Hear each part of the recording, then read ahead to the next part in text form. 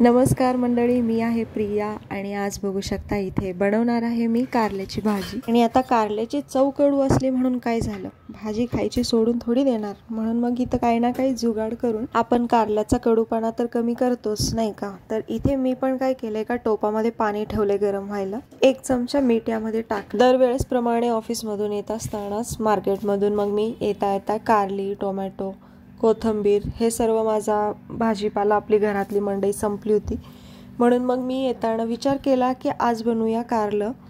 तर यासाठी पाव किलो कारली मी घेऊन आली।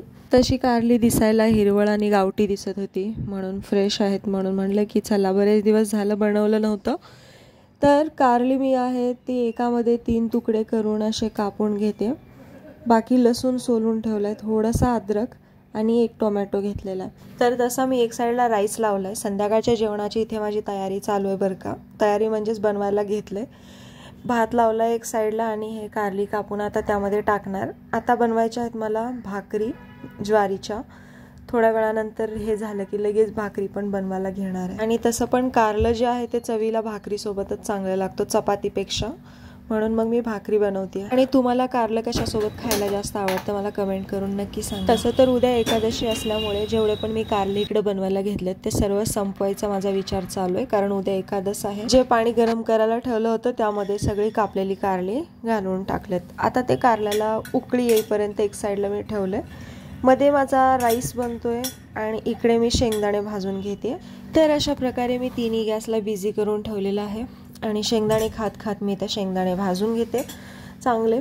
कारलं खायला कडू असलं तरी पण त्याला आपण जर वेगळ्या प्रकारे बनवलं ना ते खायला खूप चवीला लागतो बरं का भाकरीसोबत। जसं की आपण एक खारं कारलं पण बनवू शकतो, ज्यामध्ये लाल तिखटचा वापर न करता हिरवी मिरची, लसूण, अद्रक या गोष्टी टाकून आपण खारं कारलं भरलेलं बनवू शकतो शेंगदाण्याचा वापर करून। काय वेळेस आपण शेंगदाण्यासोबत खोबरं पण मिक्स करतो, ओलं नारळ, तर तसंही भरलेल्या कारल्याला चांगली चव येते। पण आज मी लालवाला कारलं बनवते। तर यासाठी मी जो टोमॅटो घेतला होता तो कापला, अद्रक, लसूण आणि भाजलेले शेंगदाणे हे मिक्स केलं एका मिक्सरच्या भांड्यात आणि अशी वाटण बनवून घेतलं। आणि हे आपले मगाशी उकळायला ठेवलेलं कारलं त्याच्यामधलं पाणी वगैरे काढून घेऊन परत 2 पाण्याने हे धुवून घेतलं। थोडासा कडवटपणा जातो निघून म्हणून हे सर्व केलं। आणि एका डिशमध्ये मी हे पूर्ण वाटण काढून घेतले। त्यामध्ये ॲक्च्युली झालं असं की मी ती जिरा पावडर समजून त्यात काळी मिरी पावडर टाकली, वाचलं नव्हतं वरती, पण मी वरून काढलं ते। जास्त काळी मिरी पावडरमध्ये चरके मारतात म्हणून मग मी ते थोडंसंच ठेवलं आतमध्ये। आणि मग अर्धा चमचा धना पावडर टाकली, 1 चमचा लाल तिखट आणि अर्धा चमचा हळद। परत यामध्ये चवीनुसार मीठ टाकून ह्याला सर्व मिश्रण एकत्रित करून घेते असं। पण हे जे आहे ना, जे मी मिश्रण एकत्रित करते ते मला असं नुसतंच खायला खूप आवडतो, तर मी ते खाल्लं पण।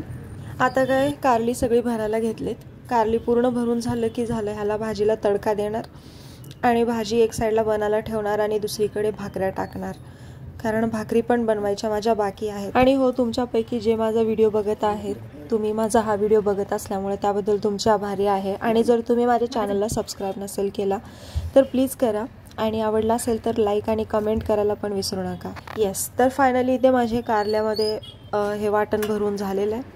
तर बघू शकता एवढं जबरदस्त असं दिसतं इथे। आणि हे बनवताना त्या वाटणाचा सुगंध मात्र खूप छान सुटतो बरं का। ज्या कढाईमध्ये शेंगदाणे भाजून ठेवले होते त्याच कढईला परत मी इकडे गॅस ऑन करते आणि त्यामध्ये 2 चमचे तेल टाकून घेतले। तेल गरम झाल्यानंतर जिरे वगैरे काय नाही टाकायचं आहे, फक्त आपल्याला हे भरलेली कारलं ह्याच्यामध्ये टाकून घ्यायचे असं मस्त पसरवून।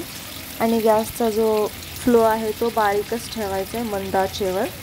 आणि जेवढं पण ते सारण वाटण आहे ताटाला चिकटलेलं सगळं काढून घ्यायचं आणि ह्याच्यामध्ये टाकायचं आणि बारीक गॅसवरच ह्याला परतवायचं चांगलं सगळ्या बाजूने, कारण यामध्ये जो कच्चापणा आहे लसणाचा, अद्रकचा आणि शेंगदाण्याचा कूट आणि जे मसाले टाकलेत त्याचा पूर्ण व्यवस्थित भाजलं की चव भरभरून उतरते कारल्यामध्ये आणि परत खाताना कडवटपणा कमी लागतो आणि खावंसं वाटतं। तर माझं ऑलमोस्ट झालेलं आहे परतवून। नंतर जो ताट मी घेतला होता ना प्लेट, त्यामध्येच पाणी टाकून पूर्ण त्यातलं पाणी यामध्ये टाकलं आणि मी थोडं रस्सावाला कारलं इथे बनवते, कारण मला दुसरी भाजी बनवणार नाही आहे, डाळ वगैरे.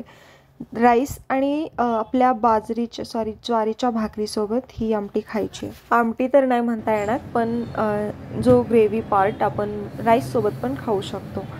तर त्यामुळे थोडंसं पाणी जास्त घातलं आहे आणि ते आता कारलं शिजत शिजत जेव्हा येईल ना, ते परत आटलं जाईल. अच्छा, तर इकडे आता माझं नेक्स्ट आहे, ओटा वगैरे धुवून घेतला स्वच्छ परत, कारण आधी पण धुतला होता, पण त्यावरती काही कण राहतात ना मसाल्याचे वगैरे, म्हणून धुतला. आता मी इथे परातीचा वापर नाही करत भाकरी टाकायला, म्हणून मग मी ओटा स्वच्छ धुवून पुसून घेतला आहे.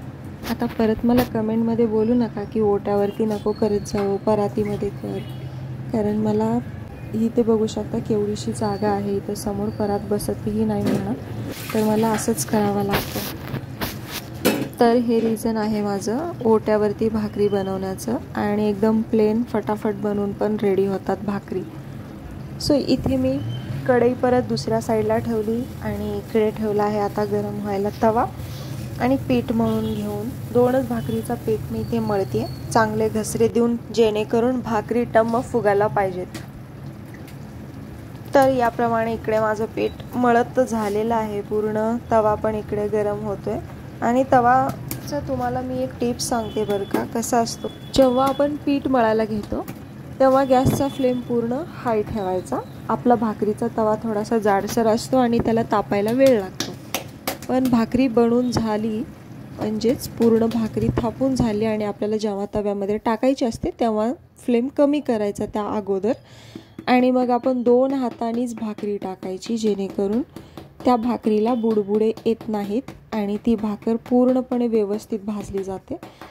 आता मी तुम्हाला सांगते बघा, आता माझा फ्लेम हाय आहे आणि तवा व्यवस्थित तापतोय. पूर्ण तवा तापून झाला की मी इकडे गॅसचा फ्लेम कमी करते, आणि कमी करून झालेला आहे. त्यामध्ये अशी भाकरी दोन्ही हाताने टाकून घ्यायची. 2 हाताने भाकरी टाकलं की त्यामध्ये बुडबुडे येत नाहीत, आणि प्लेन बाजूने सगळीकडून भाकरी व्यवस्थित भाजली जाते.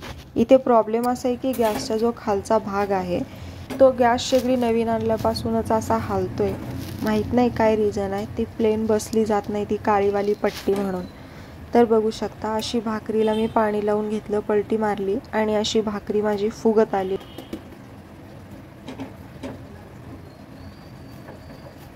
तर आता एका प्लेटामध्ये ही फुगलेली भाकरी पण काढून घेते आणि जेवण वाढून घेते. भूक लागलेली आहे. बघू शकता ही कारलं असं बनून रेडी झालेलं आहे. वा क्या बात आहे.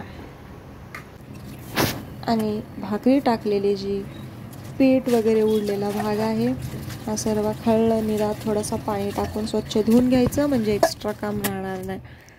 तर झालेलं आहे. इकडे दुसरी पण भाकरी टाकून मी भाजून घेतली आहे, आणि ह्याला वाईप आउट करायचं पूर्ण. आणि आता एका ताटामध्ये भाकरी काढते. भाकरी अशी मोडून घ्यायची, आणि एका डिशमध्ये कारल्याची भाजी. छान कारलं शिजलेलं आहे, जो रस्सा होता तो पाणी आटलेला आहे. राईस आणि भाकरीसोबत आपण सहज खाऊ शकतो. असं मी जेवण तयार केलेलं आहे. तर तुम्हाला माझा हा व्हिडिओ कसा वाटला मला कमेंट करून नक्की सांगा. तर तुम्ही पण या जेवायला, आणि माझा व्हिडिओ शेवटपर्यंत बघितल्याबद्दल थँक्यू. पुढच्या व्हिडिओमध्ये भेटूयात. बाय.